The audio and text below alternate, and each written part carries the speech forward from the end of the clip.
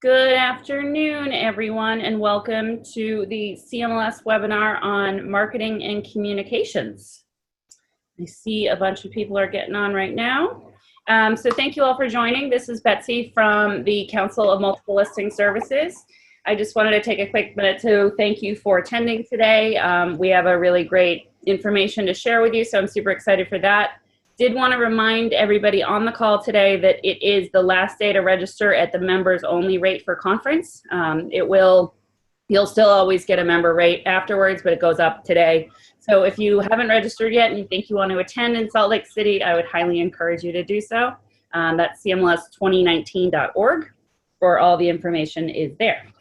So moving on to our webinar today. This will be recorded and posted on the site later in case you have to leave or want to share it with anyone else in your organization, and also so that you know that this is being recorded. I'd love to introduce our speakers for today. First, we have Mandy Dennis. Mandy is on the CMLS team. She is our member engagement coordinator, and she is newer with the team and comes to us from a MLS in North Carolina. And then we also have Jennifer Thompson-Kirsting.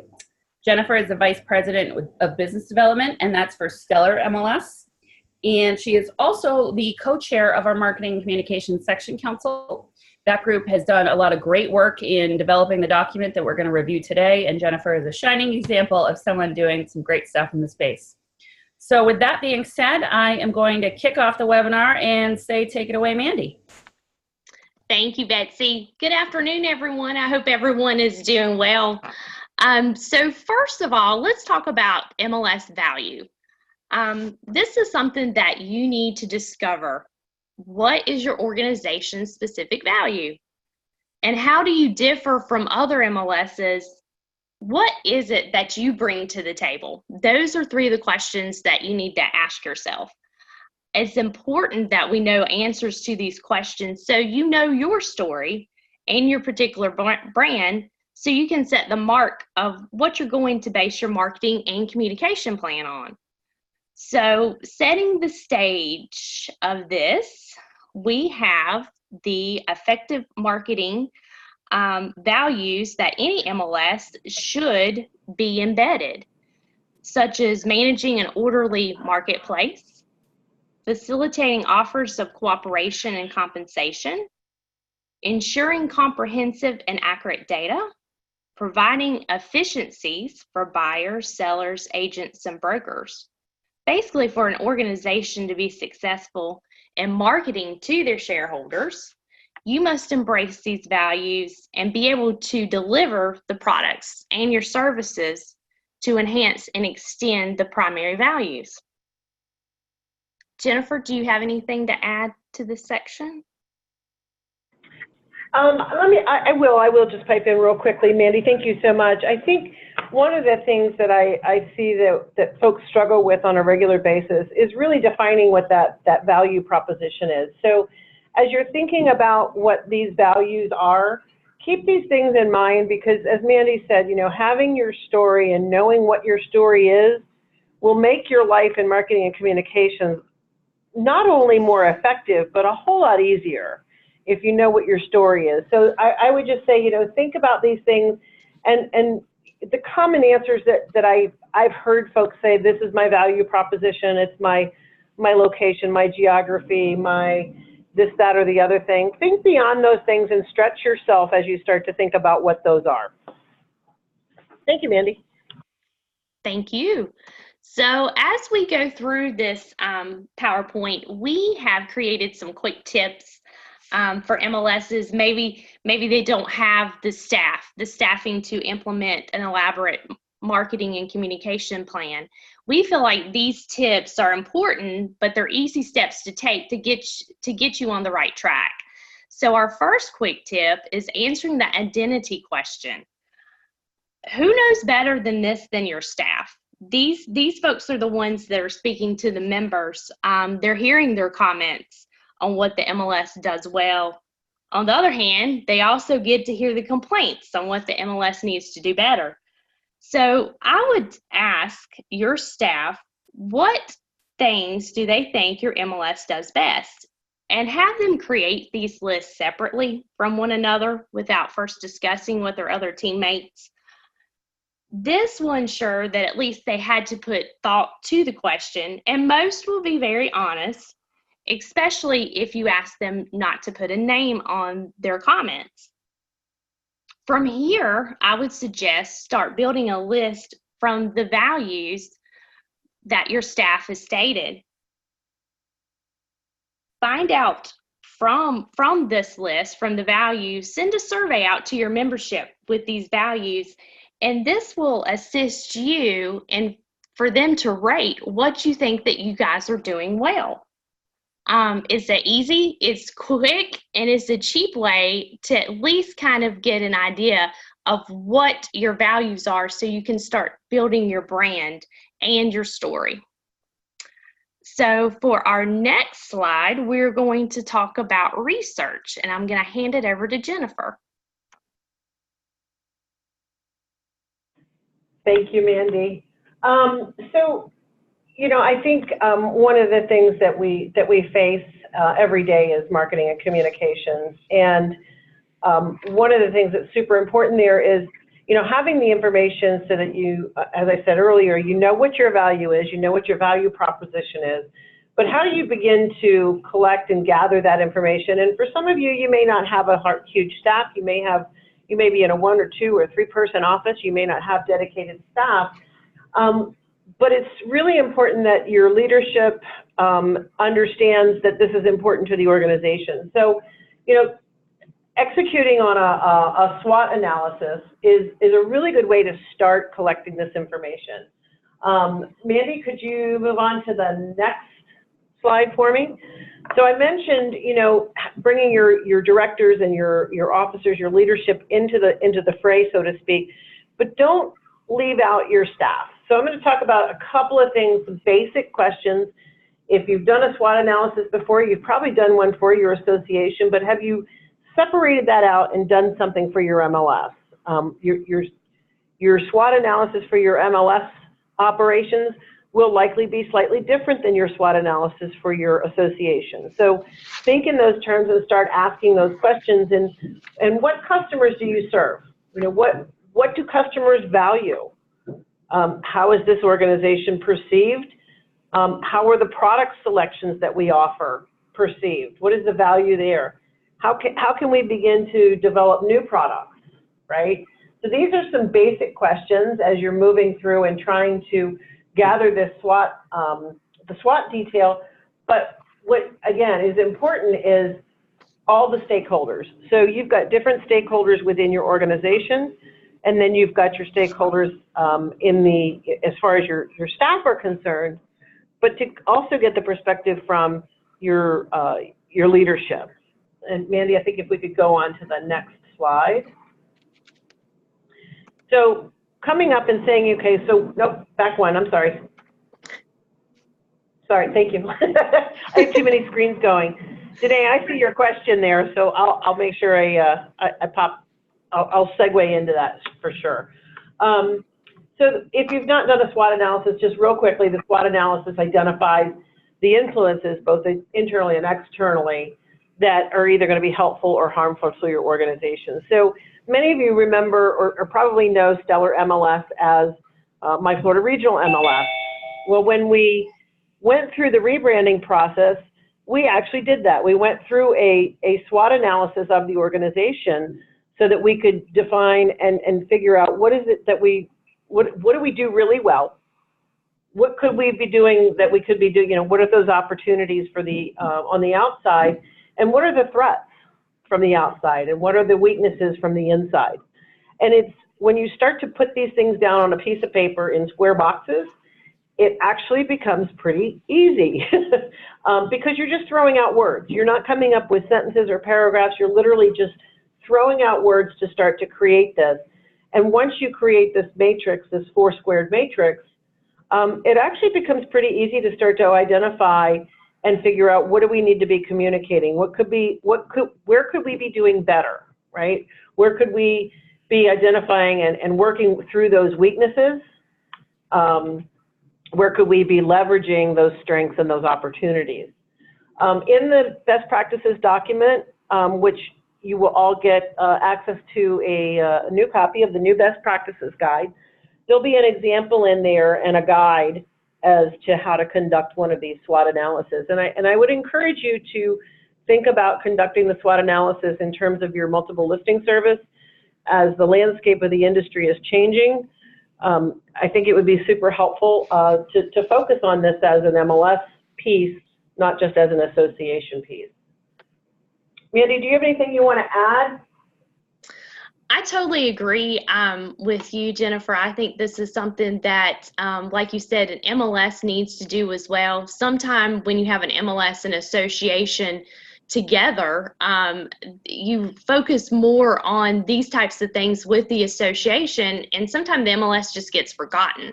So it's kind of remembering to do everything like a mirror of what's going on in the association. You need to be doing it in your MLS as well, and this will definitely kind of put some light on things that maybe you just hadn't even thought about.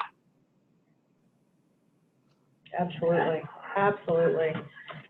So let's move on to the next slide, Mandy. We have another quick tip, and these quick tips that we put together for you today, ladies and gentlemen, are literally just some quick things that you can take away, if some things that you can maybe implement today or this week. If you don't have an hour's worth of time or a week's worth of time, or you think it's a daunting task, pick up one of these little quick tips from our slide deck today and just pick one thing to work on through the next week or so, and implement it.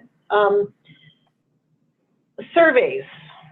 Surveys can be a wealth of information.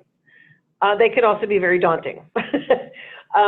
So one of the things that you want to make sure that you communicate when you're conducting a survey, first of all, letting your customers, and here at Stellar MLS, we call the participants and subscribers customers because they are members of one of our shareholder associations. So I call them customers. I'm not sure how you call them in your organization, but for this case, this is who we're referring to, the participants and subscribers. We're going to let them know that a survey is coming. And when you're doing that survey, make sure you define the purpose. Nobody wants to take a survey if they don't know why they're doing it. What's the purpose? What's the intended outcome? Why am I giving up my time? Another thing I would suggest when you're going to do a survey is inform the participants of the survey that it's going to take them X amount of time. If it's going to take you 2 minutes or if it's going to take you 10 minutes. Many of the survey tools out there today will give you a score once you've created your survey, and let you know what, the likelihood of it being, the questions being answered, what are the response rates, intended response rates to be, expected response rates rather, and how long it might take. Another good tip along with the surveys might be to say, hey, look, if you take this survey, we're going to send you a white paper on XYZ, or you're going to get a tool that you can utilize in your business, ABC product, or something of that nature. So providing some incentives to complete the survey. You can create the best survey in the world, and it's of no good to you if you don't have people engage and take the survey. So keep that in mind. So keep it simple, keep it clean, keep your answers or the questions simple to respond to. I would limit the number of open-ended questions that you leave. Open-ended questions will allow people to go on and on and on, and you can't get any valuable data from that. Mining the data from open-ended questions is like walking into a rabbit hole. It's just difficult to mine that data and get any actionable intel. So when you're designing your questions, you use questions that provide yes, no answers. Use questions that provide you with the ability to mine that data. Great question out here. How many questions would you recommend in a survey? Quite honestly, personally, I would say less than 10. That's me. I don't know if anybody else has any other recommendations, but I would say less than 10. It's short, it's sweet. You're better off doing multiple surveys to focused constituents than doing a large survey to a whole bunch of people that may not have any relevance or even have the background to answer your questions. So focus your survey, focus your content of your survey, target the audience of the survey. If you're looking for feedback from brokers, Send it only to brokers. Make the content, I guess, pertinent to the brokers, right? And keep it short and sweet. I hope that answered your question. Mandy, you want to move to the next slide? There we go. All right, so Okay, so where are we at now? We are on communications audit. There you go, Mandy, go for it. all right. Thank you, Jennifer. Hey, Mandy. Yes. Mandy. Yes. Mandy, before you jump in here, could you let everybody know, I know you said early on where you're from, and you're from the association side of the business in North Carolina, but can you expand just a little bit on your background? Sure, absolutely. So basically, I had an 8-year stint as the MLS coordinator at the Mid-Carolina Regional Association in MLS. As far as our membership, we were a smaller MLS, sitting around 700 members. And as far as devoted, strictly MLS staff, I was really the only actual person on staff that worked specifically in the MLS. So just to kind of give you an idea, I know there's many of you out there like I am that's sitting there in the same position. So again, that's one of the reasons that we're giving you guys these quick tips. So if you're a one-person staff, hopefully these are easy things and not very time-consuming for you guys to implement. So awesome. Way to go, Mandy. It's so nice to have you here. Yeah, thank you, Jennifer. Thank you, Jennifer. That's the cool thing about being here at CMLS, because I'm getting to interact with different CEOs and MLS directors from everywhere, and it's interesting to hear everybody's story. And I guess that's why it's important, especially since we're talking about your story today, to know exactly what that is. So I guess next we're going to be talking about communications, which is very, very, very important. And understanding is your customers understanding what you're saying to them. Sometimes I know I used to sit back and we would send emails or messages out, and you just really did not know if they were being read or if people were actually hearing the message. Did they even get delivered? You know, sometimes it was hard to tell, and you really were sitting there thinking, hello, is my mic on? Are you hearing me? And so, but I think an important question to ask is it us and maybe our communication style and not them talking about our customers or your participants and subscribers? It's an important question to ask and find the answer to. And some of the ways to do that is you need to start with a communications audit, which you need to review what type of existing communications that you're using, your methods, emails, texts, could be phone message, maybe Morse code, who knows, but review all those. And the important part is to ask for feedback. Again, we're talking about those surveys. Ask for feedback from your members. Ask them how they would prefer to be contacted. If you need to send electronic survey to find out how they like to communicate with, that's fine. But these individuals, they're your target market. So you need to ask them because that's who you're talking to. Another idea that we did when we at our MLS is every time a new member would come in to join, that was one of the mandatory questions that we would ask. How would you like to be communicated with? So it was a way to start building your list of, you know, maybe we need to send text messages to this group of people or only emails to this group. So it's a way to start building that database up on how each person wants to be communicated with.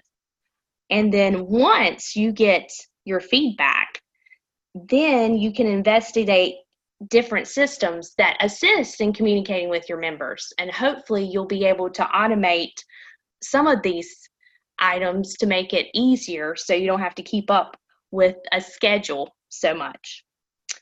Also, another thing that you need to ask is how do your messages read? Is your point coming across? Or have you left out maybe some important information? Maybe it's an event and you're looking at it and you know that the time is 2 o'clock, but no one else knows the time is at 2 o'clock. So make sure you're getting someone else to read. Coworker is always the best thing. Just ask them.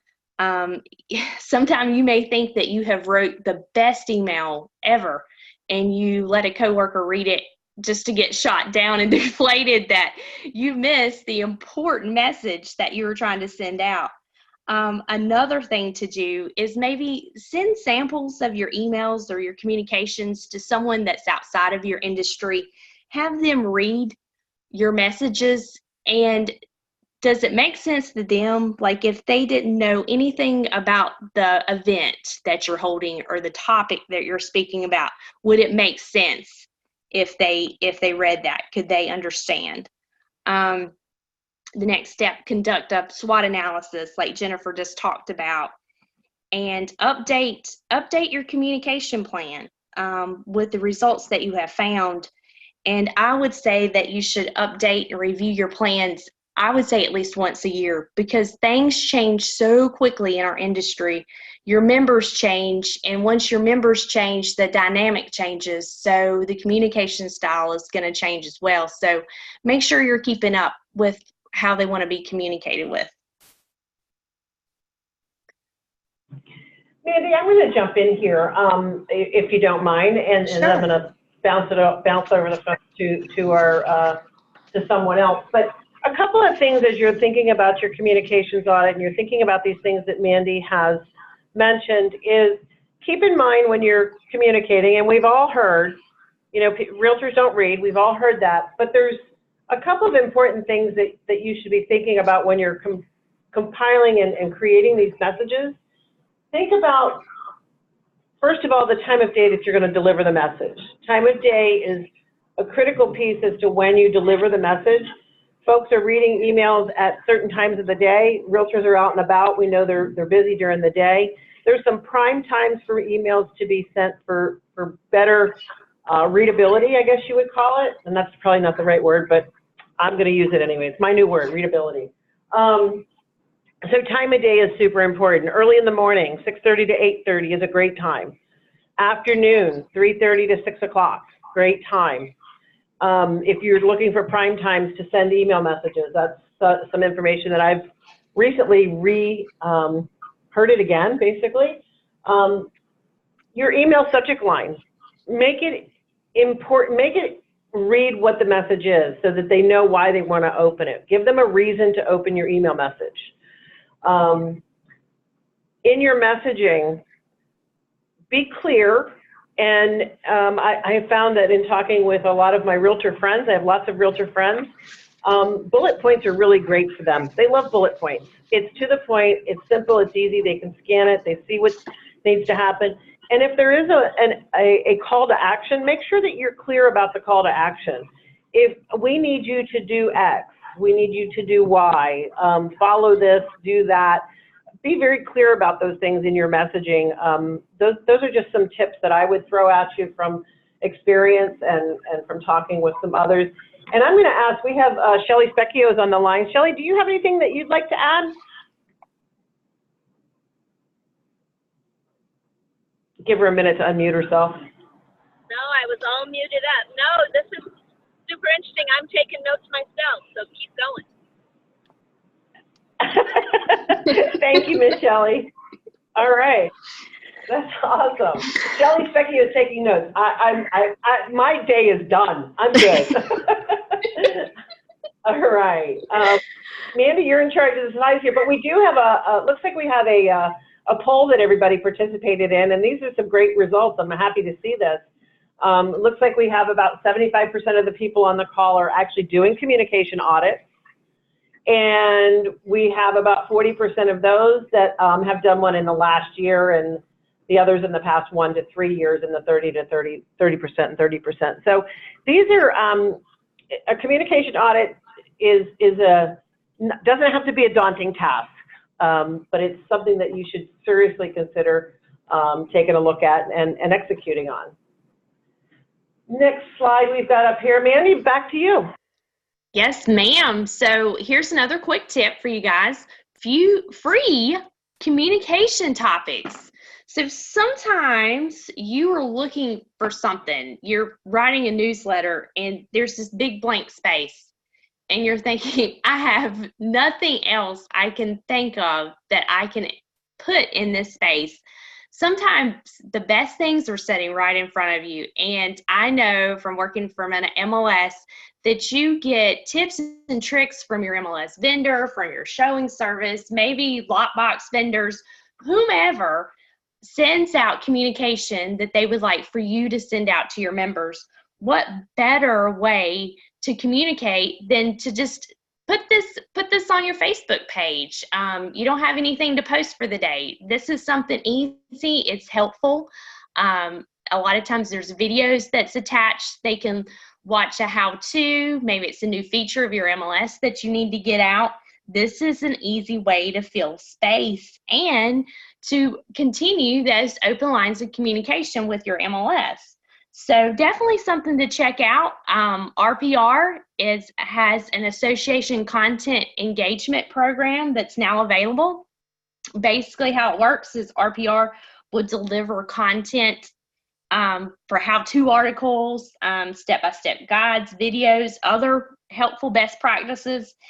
And this can be customized to be delivered to you if you want to have it come to you every month in an email, or bi-weekly or bi-monthly. So it's helpful information that's coming right to you, simple for you to use. So please take advantage of these types of things that are free. So on to the marketing plan. So now that we've talked about some of the important components now we need to compile these components into a marketing plan. The reason why a marketing plan is important is because it's basically how you manage your relationships between the MLS and your members. And that key component is communications. Basically, your marketing plan should be supporting your strategic plan. And hopefully everyone has a strategic plan. Another item that sometimes MLSs forget about is your strategic plan. So that's very important too. But basically the different components of a marketing plan and executive summary, this is a short summary of your entire plan. So basically it goes through, it highlights each section. And here's where you hit the fast forward button. This is some people could take it a little odd, but your executive summary is not written until your marketing plan is complete. And the reason why is as you're going through your marketing plan, things are going to change or you're going to make changes to it. So the summary should include any of these changes made during the creation. The product description is a description of your services or products that the MLS that you intend to market to your clients or your customers. You should include a summary of each of these products or services and make sure you highlight the benefits of each. You should think of this kind of in two ways. First, the MLS as an organization, and then second, think about the different products and services that you offer. Next, your audience. So you need to first create a profile of your target markets. And from those target markets, this is where you start to segment them into by common characteristics. Maybe here's all your agents, or you have the broker list or the participant list. Maybe you service different geographic areas, so you need to segment this county from this county if you're going to do a class over here. So you need to start segmenting those into different lists so it's easy for you to identify your market and who you're communicating with. Sometimes you need to look at that and figure out from your list, do you need to be that specific? Or sometimes you don't need to be as specific. So there's great email programs out there that will help you guys do this. So that's an important thing make sure you're speaking to your market. Goals and objectives. These are basically a reflection of your mission statement, and it explains what does the MLS intend to accomplish? What are you trying to do? It should include both short and long-term objectives. Focused on things such as your personnel, your resources, maybe the finances. And when you think of this, think of the MLS's long-term goals first, and then break down the required steps necessary to achieve those goals. Those steps then become your short-term goals to work toward to achieve your long-term goal. And from there, you have to take in your financials. These are important so you can measure basically what is the budget for these things. This is your long-term success plan. And you need to make sure when you're looking at your financials, include all the expenses that you expect and your revenues and maybe non-revenues.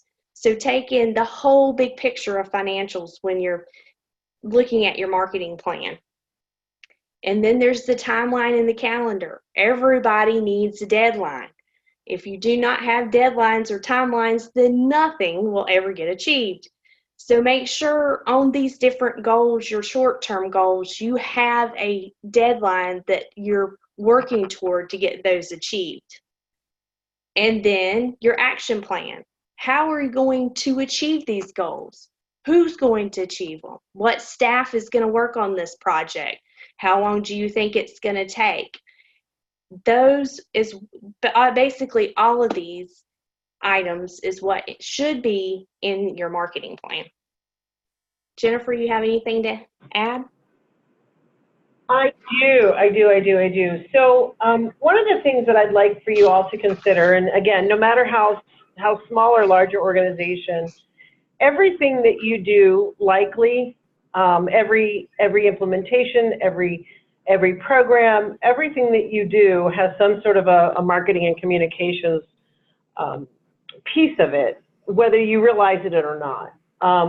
And I think that one of the things that you want to do is start to plan for those things. So if your strategic plan has an initiative to increase class attendance by 30% over the course of the next year, you need to build that into your marketing and communications plan.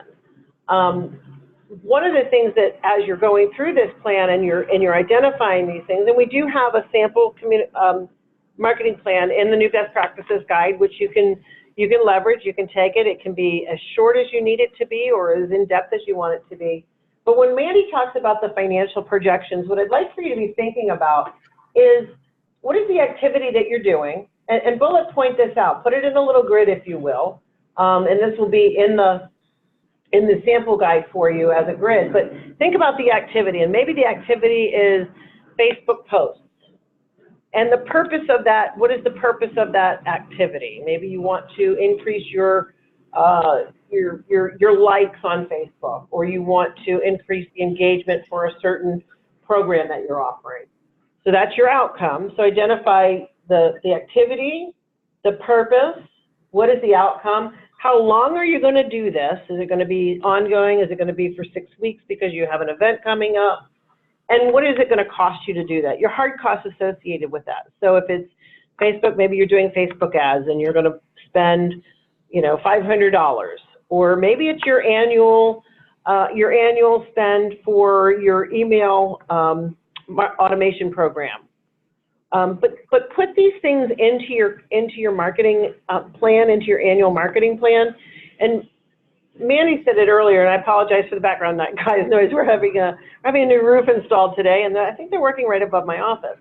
The thing is, you want to make sure that everything is identified in this plan as you know it today when you create the plan. That doesn't mean that the plan's not going to change as the year progresses. It just means this is a snapshot in time, and this is what we intend to do. Also really important is to have a marketing and communications calendar, and I know CMLS has done a great job of having a communications calendar, basically, so you know what's going out, when it's going out. so that if you have an interruption, if you have something that pops up that has to get out, you can say, okay, we have to get this out within the next week, and we've got 5 things planned for this week. Where can we fit it so that it doesn't collide? One of the things that you want to be super careful of is you know, folks are becoming numb to the communications because we communicate so often. So you want to be thoughtful and purposeful about those communications, and have that marketing calendar so that you know what's happening, whether it's events, whether it's emails or social posts or whatever it is. It really does help make your life a lot easier if you can plan a marketing calendar for your needs. And it looks like we have about 60% of the folks on the call that do have a marketing plan, so that's awesome. I'm happy to hear that. Shelley, anything you want to add? You're the, excuse me. Nope, again, I think you guys are covering it beautifully. I'm glad to see many people have a marketing plan in place already. I think it's easy to overlook that. Oh. It's super critical, so very well covered. Thank you. Warms my heart. Warms my heart. So let's talk about crisis communications. You know, I kind of alluded to it. You know, something happens, something comes up. One of the things that you want to make sure that you do is you have a crisis communications plan in place. And that means all the way from start to finish. And we'll start with assessing the situation. But what you really want to do is you want to start, and I'm going to work backwards into this because this is how I like to do things, is I think about the worst case scenario. And if worst case scenario happens, what are we going to do? Who's going to talk about it? How are we going to talk about it? And what are we going to say? And these next 8 steps will take you through that. So assess and collect. What happened? When did it happen? Why did it happen? A couple of weeks ago, we had an unforeseen issue happen at our building where we had no water in the building. So you know what? We pulled out that piece of our disaster recovery plan that includes crisis communications, and we executed on it. It made it really simple. Nobody panicked. We knew exactly what we had to do and when we had to do it and how we had to do it. Step 2 would be to assemble a predefined crisis management team. So who are those folks? It might be you. You might be the only one, and that's okay. But maybe there's some other people that may be involved in it. You know, who's going to respond? Is your president going to respond to things? Are you going to be the responder? Is your second in charge going to be the one that responds? Who's going to respond to the crisis in something that happens? And when I say crisis, I literally mean from the MLS being down to your maybe it's just one of your services, not your core MLS system. Maybe you can't get access to your building because of a natural disaster. I mean, think about these things, and if you think about these things in advance and you have the plan, then when the crisis happens, you're not in panic mode. This is, I truly believe in having a crisis communications plan. You can probably tell I'm a little passionate about it. But create that plan for each of those scenarios. You know, what happens if we have a blizzard? Well, we're in Florida, so we won't have a blizzard, but what happens if we have a tornado? What happens if we have a hurricane? What happens if we can't access the building because of whatever reason? Or just play those scenarios out and what could happen. Document them so you know. And you say, maybe you say, if this happens, such and such is going to contact such and such, and then these are the things we're going to do to prepare the building if we can't, if we have to evacuate the building, what's going to happen, etc. So walk through those things, and then on to the next slide, if you will. You're going to designate the spokesperson. I kind of talked about that. You know, it might be you, the CEO. It could be the CTO if it's a technology issue or a security breach. Be proactive and authentic with your customers. Let them know that what's going on. Be honest with them. Hey, look, this happened, and this is how we're going to deal with it. And here's the plan. Here's what we're going to do to address it.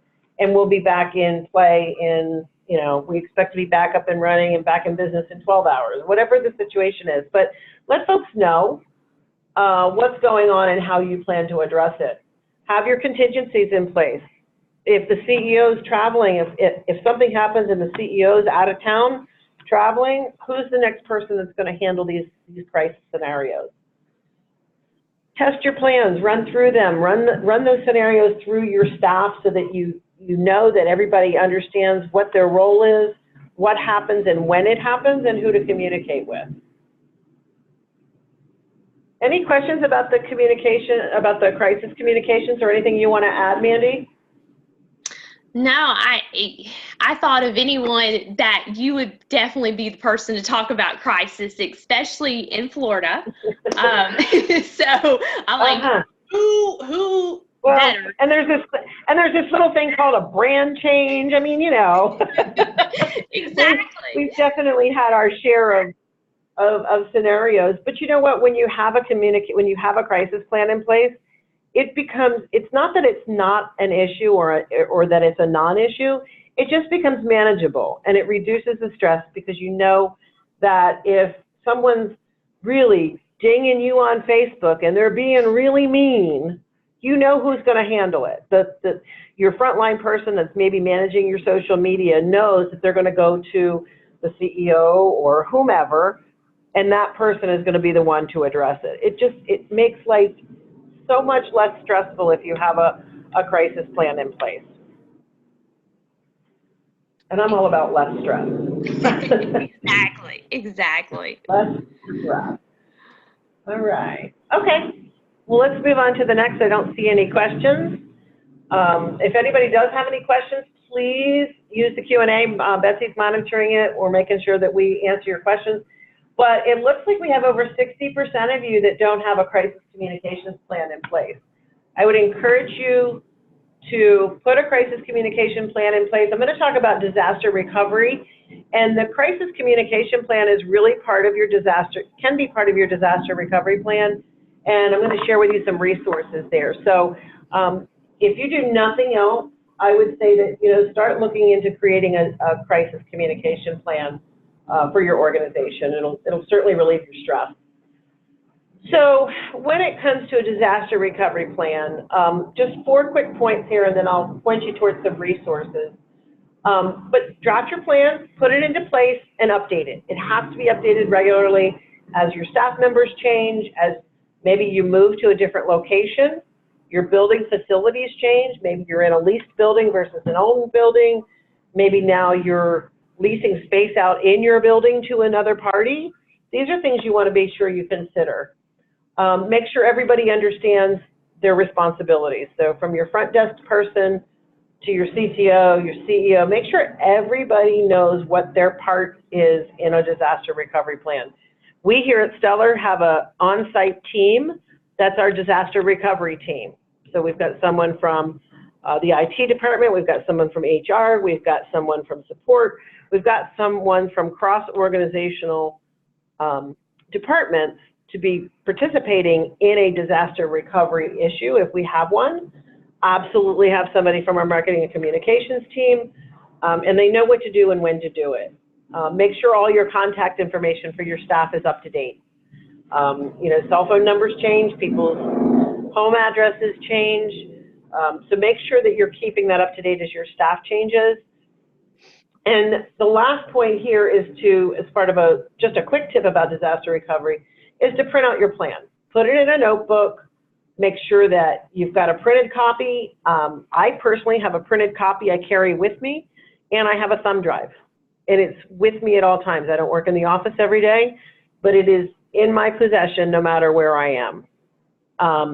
I personally am a recovering victim from a hurricane where I lost everything, and having a printed copy, because you can't always get on the internet, trust me, you want to make sure that you've got that printed out. I think that's just really critical. I don't like a lot of paper in my life, but I do have a disaster recovery plan printed out that I keep in my possession. If you don't have a disaster recovery plan, National Association of Realtors has some resources for you. There's actually also a Ready Business article that the U.S. Department of Homeland Security has issued, and that's at ready.gov/business. But nar.realtor. There's resources out there too for association executives on building a good disaster recovery plan and having a plan for it, being proactive. You know what, again, goes back to, you know, what you're going to do, when you're going to do it. You know, you could have a lockdown in your building, and what do you do? Oh man, this is getting really bad. So with that being said, Mandy, I'm going to mute and I'm going to turn it over to you for a moment. Okay, Jennifer. All right. So moving on, the best practices guide has a checklist in the back. And this, I think, is one of the most amazing tools ever. So definitely, we highly suggest that you go through this checklist and just see what your MLS is doing great. Maybe you're doing great at everything. Maybe there's some things that you've never thought about, and it's going to bring to light the areas that you need to work on as you go along creating your marketing and communications plans. Helpful, great checklist. Also in the appendix, there's sample plans, there's sample marketing plans. If you just have no idea where to start, please review this part, and once you get the best practices in your hand, you will be amazed on how helpful this is for you to improve upon what you're already doing. And the other great thing, what CMLS is doing for you guys, is we have these ads that come out. They change on a regular basis, but making the market work. That is kind of our ad statement. And these ads, they're awesome. You're able to customize with your own MLS. Again, how simple is this? We're giving you free tools to use. And post these. Make sure people know what the MLS is. What are you doing? What are you doing to make the market work? And we always love to hear from our members on examples of how you're using these ads and how they were successful for you guys. Please keep those stories coming to us. That way we know what we are giving to you guys are working. And that's part of what my role is here at CMLS, is to engage with our members and to hear the feedback, hear what we're doing great. We're just like you guys. We're trying to figure out what we are doing great and what we need to improve upon. So please check out these ads. Great, wonderful, easy tool for you guys to use. And basically, we have come to the part of the webinar for questions. So we really hope that you will use the Marketing and Communication Best Practices document as a reference. Use the checklist in the back to see how well you're doing, the areas that need to be improved, and hopefully the tips that we have given you guys are easy things that you can start implementing today. So at this point in time, does anyone have any questions?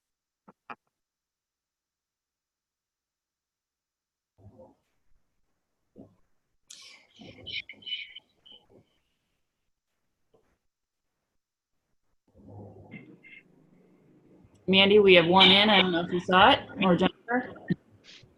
Okay. No. Okay, I see one here. Can you discuss ways an MLS can measure its communications each time they are sent for metrics and later on? Some of your communication tools will provide you with those open rates and click-through rates. So it really depends on the tools that you're using to communicate with, on whether or not you're going to be able to get those metrics out. Acton provides great metrics. Acton is a email marketing platform. It could be used for transactional emails like your billing and so forth, but it could also be used as a communication tool in a true email marketing platform operation for you. But it really is going to depend on the tools that you use. A broadcast notice, such as the news of the day or whatever, you're probably going to have some hard times getting that metrics from that in order to be sure. I'll tell you, we use our message of the day in our MLS system very judiciously, because we know that agents and brokers are accessing the system. Typically, they're trying to get work done. So we reserve that for those, I guess, those what I would consider those higher important messages.